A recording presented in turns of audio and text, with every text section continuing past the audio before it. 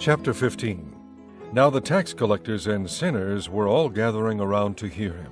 But the Pharisees and the teachers of the law muttered, "This man welcomes sinners and eats with them." Then Jesus told them this parable.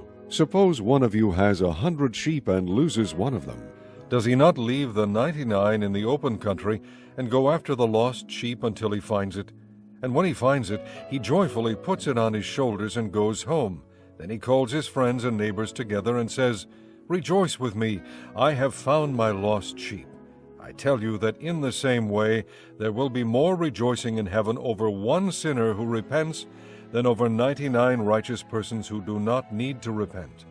Or suppose a woman has 10 silver coins and loses one.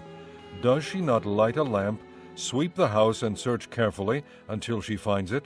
And when she finds it, she calls her friends and neighbors together and says, "Rejoice with me, I have found my lost coin."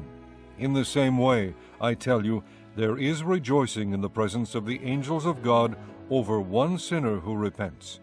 Jesus continued, There was a man who had 2 sons. The younger one said to his father, "Father, give me my share of the estate." So he divided his property between them. Not long after that, the younger son got together all he had, set off for a distant country, and there squandered his wealth in wild living. After he had spent everything, there was a severe famine in that whole country, and he began to be in need. So he went and hired himself out to a citizen of that country, who sent him to his fields to feed pigs. He longed to fill his stomach with the pods that the pigs were eating, but no one gave him anything. When he came to his senses, he said, "How many of my father's hired men have food to spare, and here I am starving to death.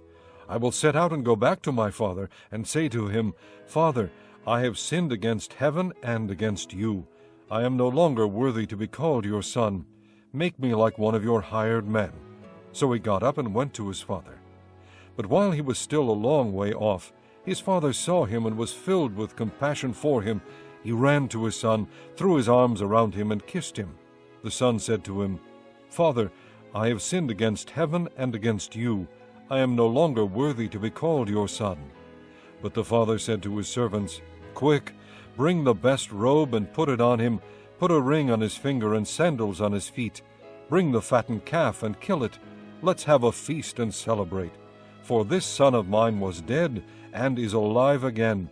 He was lost and is found.' So they began to celebrate.